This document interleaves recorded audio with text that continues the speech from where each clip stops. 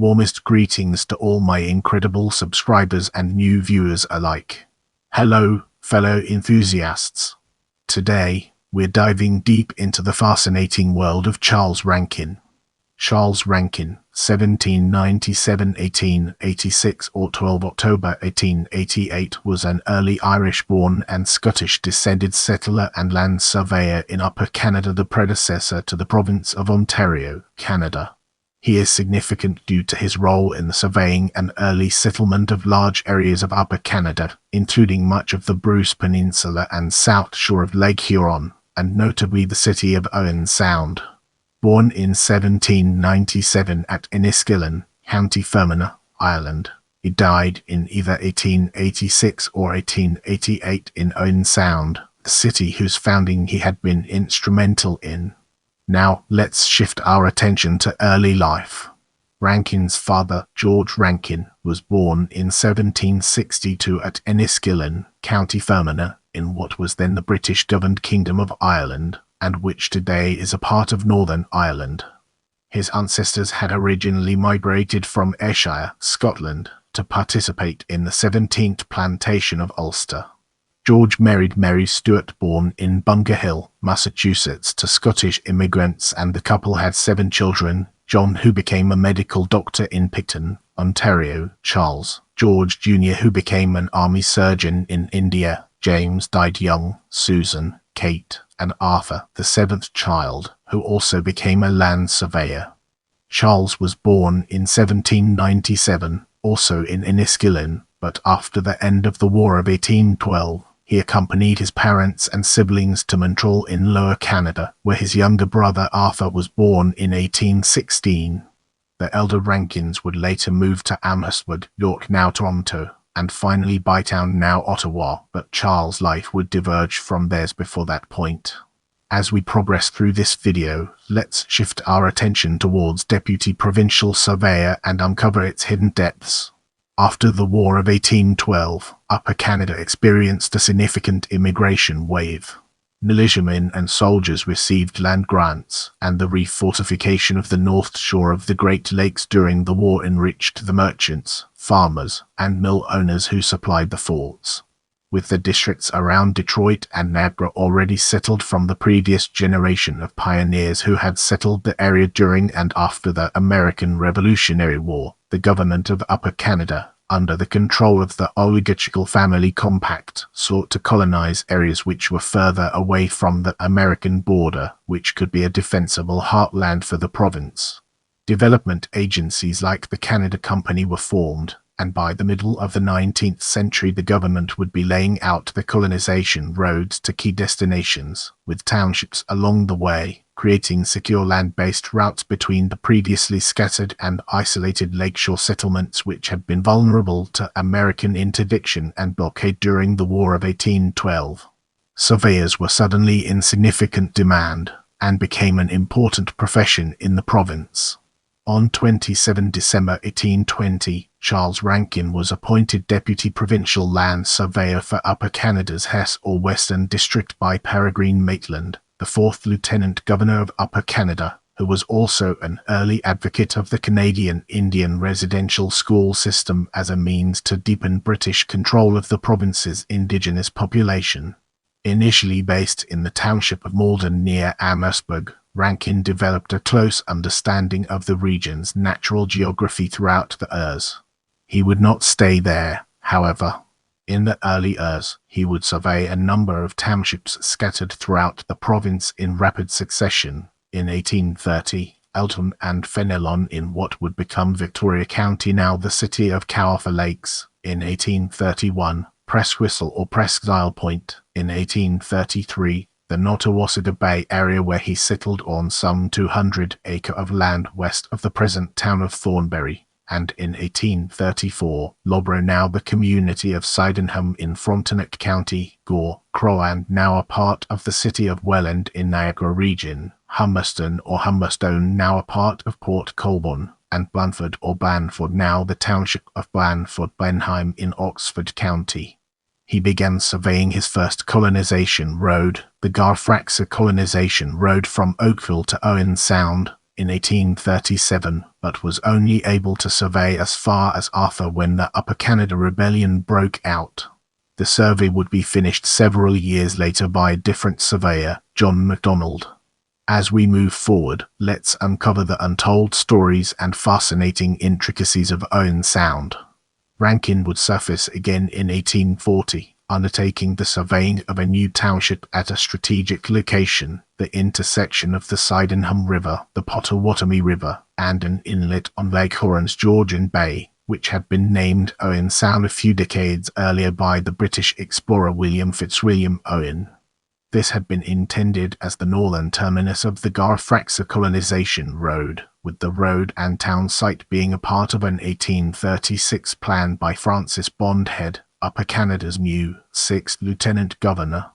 In a shift from the policies of Maitland which leaned toward assimilation and close management of Indigenous people, Head believed that Indigenous people could never be civilized, and that the best course of action was to keep Indigenous and settler populations geographically and administratively apart, with the ultimate goal of relocation of Indigenous people to Manitoulin Island. This policy was enacted with the 1836 Saugeen Tract Agreement, intended to clear Indigenous people from the Saugeen, Bruce, or so-called Indian Peninsula. By the time of Rankin's arrival, the inlet's Ojibwe inhabitants had become displeased with intrusions on their territory. This resulted in Rankin being forced to stay on the east side of the Sydenham River, away from their village to the northwest.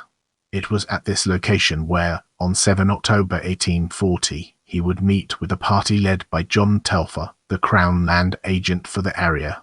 Telfer would quickly begin to oversee the construction of buildings and settling of Europeans in the town site then named Sydenham laid out by Rankin, along with a number of buildings in the Ojibwe settlement to the northwest, which became the Newish or Nawash Indian village and was an official reserve. This would only last a few years, however, as the Ojibwe would be relocated to a new reserve on Colpoys Bay, then again to Cape Croker. Today these scattered groups are referred to as the Saugeen Ojibwe Nation, and the original Nawash Reserve land is a part of the city of Owen Sound. Prepare yourself for an in-depth analysis of marriage and later career in this section. Also in 1840, Rankin married his wife, Elizabeth Leach. A governess by occupation, she had come to Canada in 1838 with the family of George Arthur, the brief 7th Lieutenant Governor of Upper Canada. She was also the aunt of John Leach, the noted English caricaturist and illustrator for Punch. With Charles largely absent due to his survey work, Elizabeth opened a private school for young women in a large frame building standing at the northwest corner of King Street and York Street, on a site which would later be occupied by the Palmer House Hotel. This house is where their only child, Mary, would be born on 26 November 1844. Throughout the early years, Rankin continued his survey work around Owen Sound and the south shore of Lake Huron, laying out secondary town sites as well as separate townships, Holland and Sullivan in Grey County in 1845, Saugeen, Indian Bay, and also Grey County in 1846, and Kempenfelt and Berry Park in 1847. This was followed by the surveying of a number of roads between existing settlements, as well as additional plots for these settlements.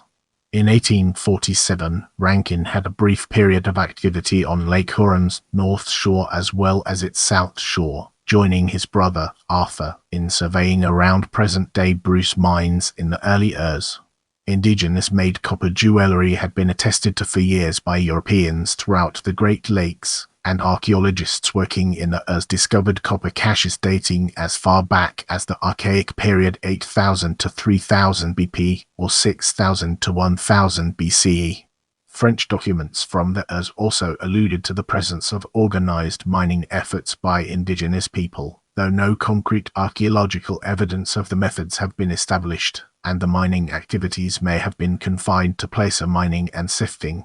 Nevertheless, rumors of vast mineral resources drew a number of European surveyors and prospectors to the North Shore, such as the Rankin brothers, as well as another prominent Upper Canada surveyor of the era, Albert Salter. This venture would be extremely profitable for the Rankins, as Arthur would later sell his shares in the Montreal Mining Company for £30,000 sterling, insulating him from the eventual crash of the Bruce Mines copper rush in 1876 due to flooding and cave-ins at the mines, and allowing him to finance his heirs' political career. Charles, meanwhile, moved to Owen Sound permanently in 1850.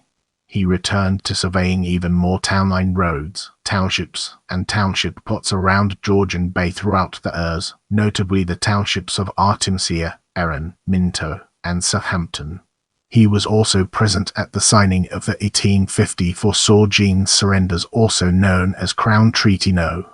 72, which saw the signing away of the original Saugeen Ojibwe reserve lands for settlement in exchange for the currently held 5 tracts. As we progress through this video, let's shift our attention towards later life and uncover its hidden depths. Rankin continued to live in Owen Sound in a home on the west side of the harbour for much of the rest of his life. His wife, Elizabeth, died in 1872. Mary, his daughter, married Samuel Victor Hutchins, the eldest son of the Reverend Henry Hutchins of Prairie du Sac, Sauk County, Wisconsin. Hutchins worked as a manager at various Molson's Bank locations in Ontario, and later worked in the audit department of the City of Toronto's Treasury. They had 9 children. Charles Rankin's death date and burial location are disputed, with sources variously claiming that he moved to Millbrook to live with his daughter, where he died on 15 March 1886 and was buried in St. James Cemetery in Toronto, alongside his wife and parents, or that he died on 12 October 1888 and is buried at Greenwood Cemetery in Owen Sound. His Ontario Heritage plaque in Owen Sound lists his death as being in 1886. Now, let's dig deeper into legacy and unveil the hidden treasures it holds within. Rankin's legacy largely exists in the form of the many roads and townships he laid out or whose early settlement he was involved in, such as the Garfraxa Colonization Road, which largely still exists in the form of Ontario Highway 6, or most notably, his role in the settlement and founding of the city of Owen Sound. As such, he had a strong role in shaping the modern human geography of much of southwestern Ontario, especially Grey County and Bruce County. A river in Bruce County, the Rankin River, is named after him. In 1990, legal proceedings began over a strip of land along the Sauble Beach lakeshore, with the Canadian federal government upholding Saugeen First Nations' claim to it as a part of the Saugeen 29 Reserve. Rankin's work as a surveyor came under modern scrutiny when the Saugeen First Nation used it as evidence in their land claims dispute with the town of South Bruce Peninsula, arguing that an 1855 survey map authored by him validated their claims. In another claim filed in 1994, both the Saugeen First Nation and Chippewas of Nawashansid First Nation challenged the Crown on its alleged failure to uphold the terms of Treaty 72, which instructed that the interest of the principal sum arising out of the sale of our lands be regularly paid to ourselves and our children in perpetuity, so long as there are Indians left to represent our tribe, without diminution, at half-yearly periods, and requested reparations in the form of $90 billion, as well as the return of unsold Crown lands in the Treaty 72 area, much of it still existing in the form of 20-metre shore allowances left by surveyors like Charles Rankin. Trial proceedings began in April 2019. Have any questions or topics you'd like me to cover in future videos? Let me know in the comments.